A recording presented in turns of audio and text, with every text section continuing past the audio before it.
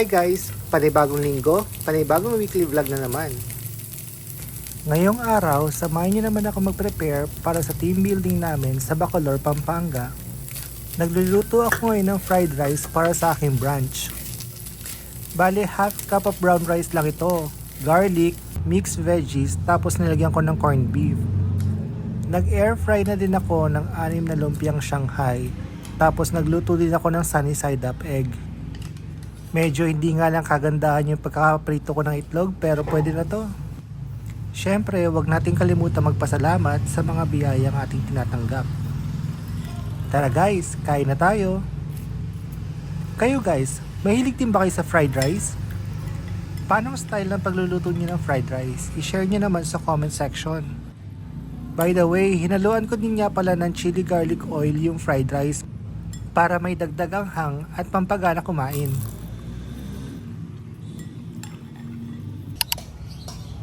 Alauna na ng hapon at kakatapos ko lang mag-prepare at maligo. 3 PM ang call time namin sa Bacolor, Pampanga.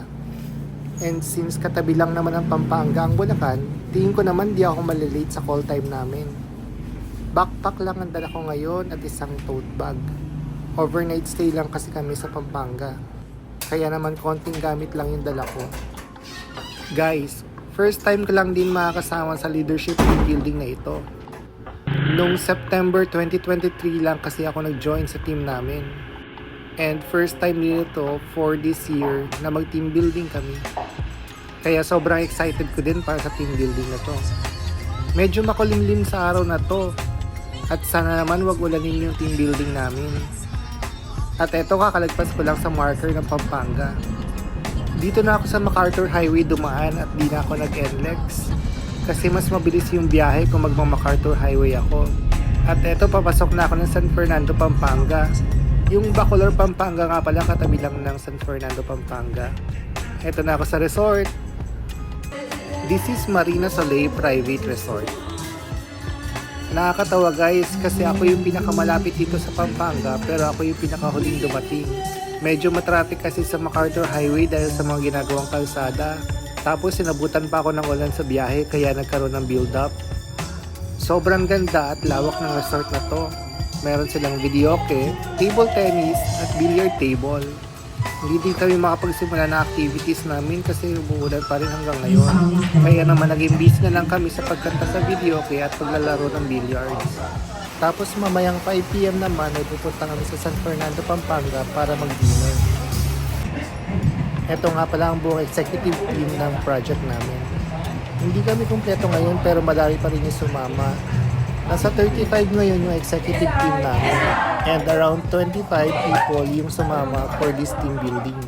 Sobrang kukulit ng mga co-manager, senior manager, and managing director namin dito. Sabi nga pala ng team building organizer namin, mag-color white or blue shirt daw kami para magandang tingnan sa picture. At eto na nga, 5 PM na. Medyo malayo yung restaurant from the resort, kaya naman 5 PM pa lang, aalis na kami. 19 kilometers away from the resort and 28-minute drive siya. Dito kami magdi-dinner sa may Lola North 301 restaurant. Guys, sobrang ganda at sobrang laki ng restaurant na to. Located dito sa San Fernando, Pampanga. And they are serving authentic Kapampangan cuisines. Mukha siyang heritage house and may mga vintage items din na naka-display sa loob ng restaurant. Gaya nitong piano, typewriter, and lampshade. At ito naman yung mga in-order naming foods. Meron kami in-order ng okoy at baku salad for our appetizer. Masarap yung fried okoy lalo na kung lalagyan mo ng suka.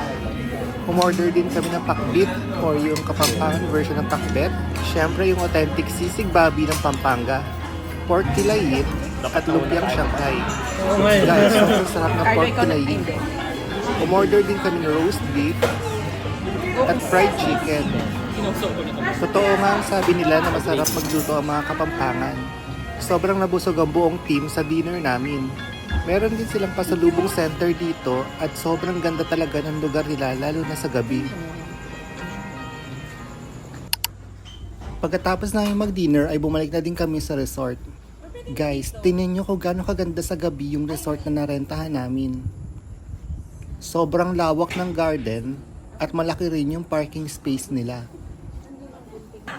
Matapos magpahinga, ay nagsimula na rin kami sa mga team building games namin. Ito yung isa sa mga games na nilaro namin. Sa game na ito, parehong naka-blindfold yung dalawang players. May ipapatikim yung game master sa unang player.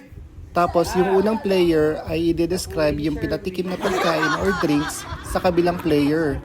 Yung second player naman, huhulaan niya kung ano yung product na tinikman ng first player.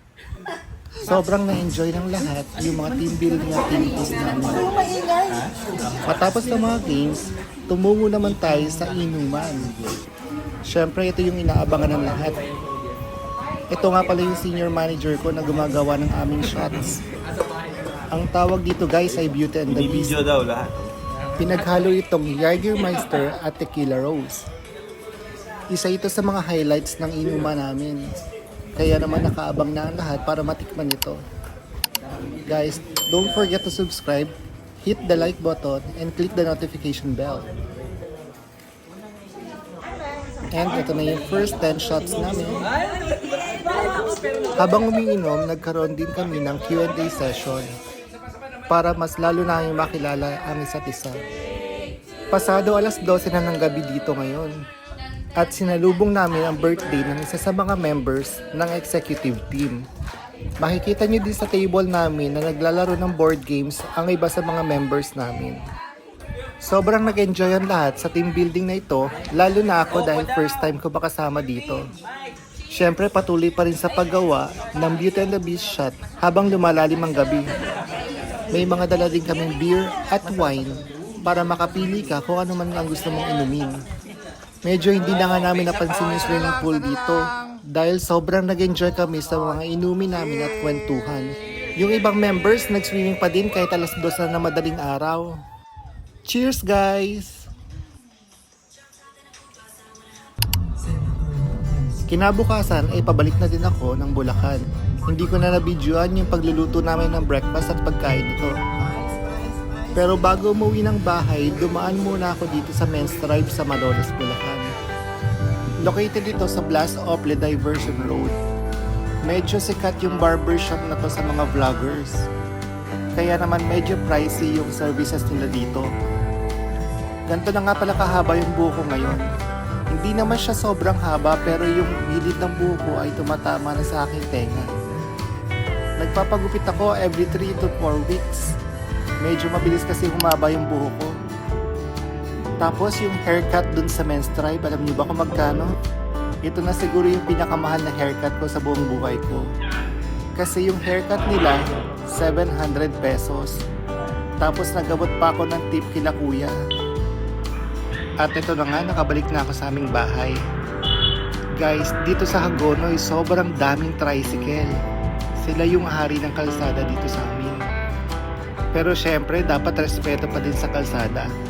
Kailangan marunong tayo magbigayan dahil hindi lang naman sa atin ang kalsada ang ginagamit natin. Bandang hapon na nito nung nakauwi ako sa bahay namin. Naglibot pa kasi ako sa mall pampalipas oras pero wala naman din ako nabili.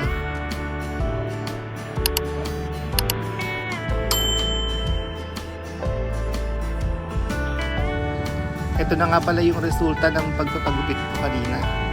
Trim lang talaga to at parang hindi din ako ginupitan. Kinabukasan, sobrang lakas ng hangin at makulimlim pa rin.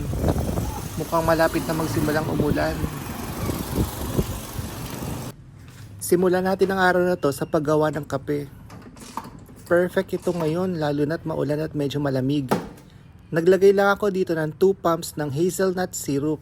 Sugar free ito kaya naman mas healthy gamitin. Tapos gagamitin ko din yung espresso machine ko para mag-brew ng coffee. Sobrang bango ng aroma ng coffee at amoy na amoy ito sa buong bahay. At dahil umuulan nga ngayong araw na ito, sobrang perfect ng mainit na lugaw sa panahong ito. Tapos sobrang sarap niyan lalo na't papartneran mo pa ng toko at baboy. Hindi lang ako nakontento sa toko at baboy. Kaya naman dinagdagan ko na din ng lumpiang toge. Itong lugaw, tokwat baboy at lumpiang toge, ang pinaka-favorite kong comfort foods lalo na tuwing tag-ulan. At para lalo tayong mas ganahan kumain, nilagyan ko yung lugaw ng chili garlic oil. Tara guys, kain po tayo. Sobrang sarap ng lumpiang toge lalo na pag nilalagyan ng suka. Tapos ang crispy din ng tokwa at baboy.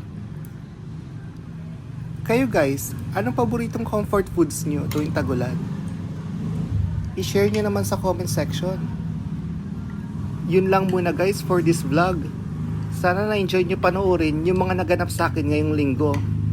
Don't forget to subscribe to my channel, click the like button, and hit the notification bell.